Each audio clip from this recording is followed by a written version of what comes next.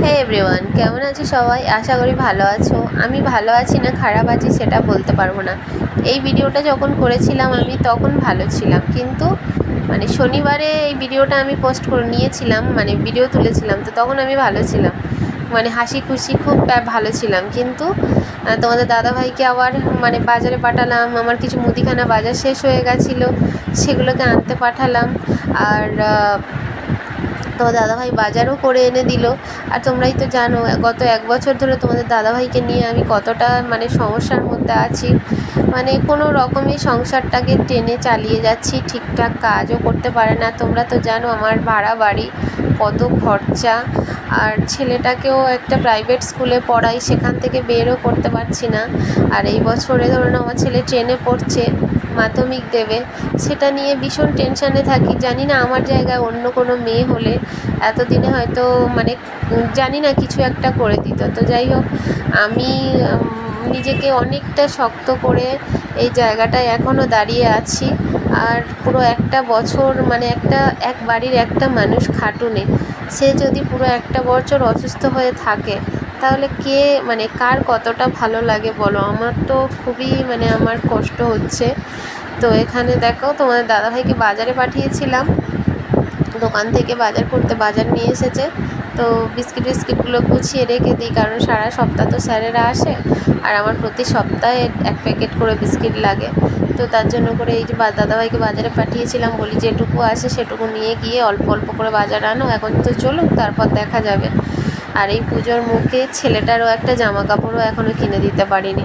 তো যাই হোক, এখানটা দেখো পিকু ওখানে বসে আছে, আমি একটু বিস্কুট ভেঙে খাচ্ছি, কারণ সকাল থেকে চিড়ে খাবো বলে চিড়ে আনতে বলেছি তোমাদের দাদাভাইকে, চিড়ে এনেছে, কিন্তু আমি খাইনি। আমি বলি বাজারগুলো আগে গুছিয়ে নিই। সত্যি কথা বলতে হয় না, ছোটোবেলা থেকে অনেক কষ্ট করে বড় হয়েছি, যবে থেকে আমার জ্ঞান হয়েছে আমি অনেক কষ্ট দুঃখের মধ্যে বড় হয়েছি। পড়াশুনোও তেমন একটা জানি না, নিজে যে কিছু একটু করব সেটাও পারি না।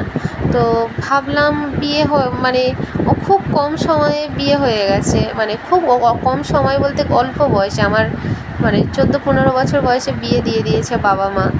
তো দেখা অ্যারেঞ্জ ম্যারেজে বিয়ে দিয়ে দিয়েছে। তো বিয়ের পরে শ্বশুরবাড়ি এলাম, সেখানেও এসে দেখলাম সেই একই দুঃখ, কষ্ট, অভাব, অনটন যেন পিছু ছাড়ে না। তো তোমাদের দাদাভাই আমাকে নিয়ে বিয়ের 1 বছর পরে আমাকে নিয়ে কলকাতায় চলে এলো, কারণ কি ওর এখানে কলকাতাতেই ওর সব কাজবাজ, তার জন্য করে আমাকে নিয়ে কলকাতায় চলে এলো। কলকাতায় আসার পরে বেশ কিছু বছর কেটে গেল, ছেলে হলো, ছেলে বড় হলো, ছেলেকে মানুষ করলাম। তারপরে একবার তোমার দাদাভাইকে বললাম আমাকে একটা ফোন কিনে দাও। তা দাদাভাই একটা আমাকে অ্যান্ড্রয়েড ফোন কিনে দিল। তোমাদের দাদাভাই অ্যান্ড্রয়েড ফোনটা কেনার পরে দেখতাম বিভিন্ন জায়গায় বিভিন্ন মেয়েরা, বিভিন্ন দিদিরা এই যে সংসারের যত যাবতীয় কাজ, সংসারের সব কিছু এরকমই ভিডিও করে ব্লগ করে ছাড়ে। আমিও দেখে দেখে আমারও খুব ভালো লাগতো। আমিও বললাম কি তাহলে সবাই যদি করতে পারে আমি কেন পারবো না, আমি একটু চেষ্টা করি। তো আমি যদি নিজে কিছু করতে পারি। তো গত 2 বছর হচ্ছে আমার এই ফেসবুক, ইউটিউব, আমার এই সোশ্যাল মিডিয়ায় আসা আর কি 2 বছর হচ্ছে।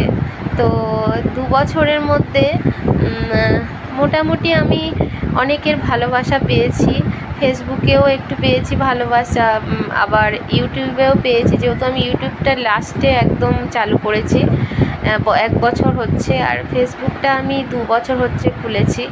তো যাই হোক, ফেসবুকটা আমার অনেকটাই 10,000 ফলোয়ার্স হয়ে গেছিলো 2 বছরে। তো আমার কাছে 10,000 অনেকটাই বেশি। তো জানি না কোনো একটা ভালো মানুষের ছেলে বা ভালো মানুষ সে আমার ফেসবুক পেজটাকে ব্লক হ্যাক করে নিয়েছে গত রবিবার দিনকারে। সত্যি কথা বলতে ওই জন্য করে শনিবারে আর কোনো ব্লগ ছাড়তে পারিনি। আমি খুব দৌড়াদৌড়ি করে আমি আমার পেজটাকে ফেরত পাইনি, জানি না আর কোনো দিন পাবো কি না। তো যে নিয়েছে সে ভালো থাক, আর আমার খাটা জিনিস নিয়ে সে যদি একটু করে খেতে পারে, এর থেকে ভালো কিছু আর নেই। তো যাই হোক, সোনাইকে স্যার পড়াতে এসেছে। অনেক গল্প তোমাদের সাথে করছি, আরও করব। এখানে সোনাইকে স্যার পড়াতে এসেছে, আমি স্যারের জন্য চা করে দিলাম, দিয়ে স্যারকে চা বানিয়ে স্যারকে 1 কাপ দিয়ে আসলাম আর আমি 1 কাপ খেলাম। কারণ শনিবার আমরা নিরামিষ খাই, মাছ টাছ কিছু খেতে পারবো না, বাইরের খাবার। তো যাই হোক, চাটা খেয়ে নিয়ে স্যার পড়িয়ে চলে গেলে রান্না বসাবো আবার। তো ভাবছি অনেক দিন আগে তোমাদের দাদাভাইকে আর সোনাইকে বলেছিলাম ছুটি ছাটা পেলে আমাকে নিয়ে একটুখানি যেখানে কাশফুল আছে সেখানে একটু ফটোশ্যুট করতে নিয়ে যাবে। ওরা বলেছিল হ্যাঁ নিয়ে যাব। তো আজকেরে ভাবলাম শনিবার আছে, নিয়ে দেখি ওদেরকে বলে, তো দেখি ওদেরকে বাড়ি সোনাই পড়ে উঠলে আর দাদাভাই এলে বলবো যদি নিয়ে যায়। তো এখানে আমি চা আছি, তা ভাবলাম চা খেতে খেতে রান্নাটাও বসিয়ে দিই। তো রান্না বসাবো। তো এখানে আজ শনিবার যেহেতু আমাদের নিরামিষ, ওই জন্য আলু সিদ্ধ দিয়েছি আর ডাল করছি। আমাদের বেশিরভাগ শনিবার দিনকারে ডাল হয় আর অনেক রকমের ভাজা করি। তো আজকের শুধু ডাল আর আলু সিদ্ধ দিচ্ছি। তো দেখো আজকের শনিবারে আমার মুখটা এতটা হাসি খুশি, ভীষণ আনন্দে ছিলাম, আমি খুব খুশি ছিলাম। কিন্তু রবিবারটা আমার কাছে একদম আমার জীবনে সবথেকে বড় দুঃখের ছায়া নেমে এসেছিলো।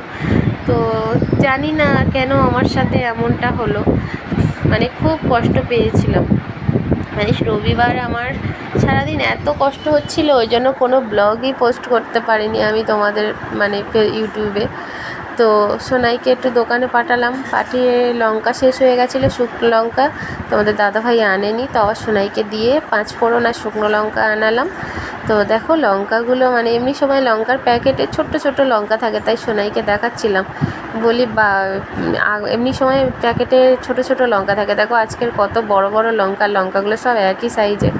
তো আমি ফুলের মতন সাজিয়ে নিয়ে সোনাইকে দিচ্ছিলাম, বলি এই নাও এটা নিয়ে দেখো। আর সোনাই আমাকে বলছিল, মা তুমি বাচ্চাদের মতন খেলা করছো কেন? আমি বলি আমি তো বাচ্চা, আমি তোর মেয়ে না, ওই জন্য করে। তো যাই হোক, আমার ছেলের সাথে আমি খুব ফ্রেন্ডলি থাকি। তো দেখো একদম প্রত্যেকটা লঙ্কা একই সাইজে বড় বড়, তো ভালো লাগছিল।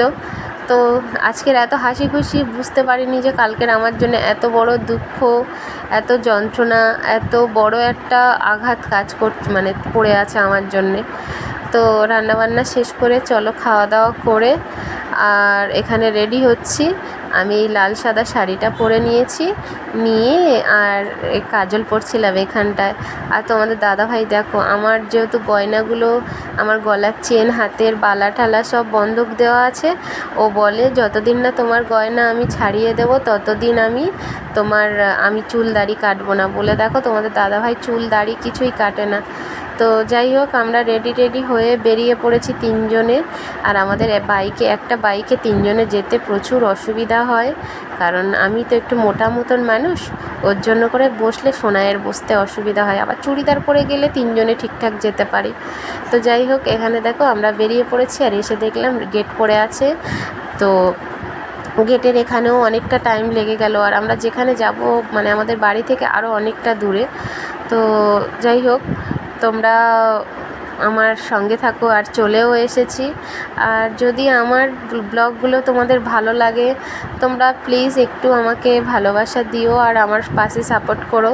তো দেখো, আমার একমাত্র ভরসা আমার ছেলে, আর তোমাদের দাদাভাই আমাকে অনেক সাপোর্ট করে। তো যদিও আমি একা একা ক্যামেরা ধরি, ও তোমাদের দাদাভাই কাজে যায়, সোনাই স্কুলে যায়। আর দেখো যেখানে ফটোশ্যুট করব সেখানে আমরা চলে এসেছি, আর এখানে এসেছি তখন অলরেডি 5:45 6:45 বেজে গেছে, অন্ধকার হয়ে গেছে। তো আমরা বেশি শ্যুট করতে পারিনি। তো আজকের ব্লগটা কেমন লাগলো তোমরা কিন্তু কমেন্টে জানাবে। আর দেখো এখানকার ভিউটা কত সুন্দর, আমার সত্যি এত ভালো লাগছিল। কিন্তু যতটুকু পেরেছি তোমাদের সামনে তুলে ধরেছি, আর যতটুকু পেরেছি ভিডিও করেছি। যাই হোক, আমাদের একদম অন্ধকার হয়ে গেছে, 7টা বাজতে যায়। তোমাদের দাদাভাই বললো আর বেশিক্ষণ এখানে থাকা যাবে না, চলে যাই বলে, এখান থেকে জায়গাটা যেহেতু ভালো না। তো চলো, সবাই ভালো থেকো, টাটা বাই বাই, আর নিজের খেয়াল রেখো।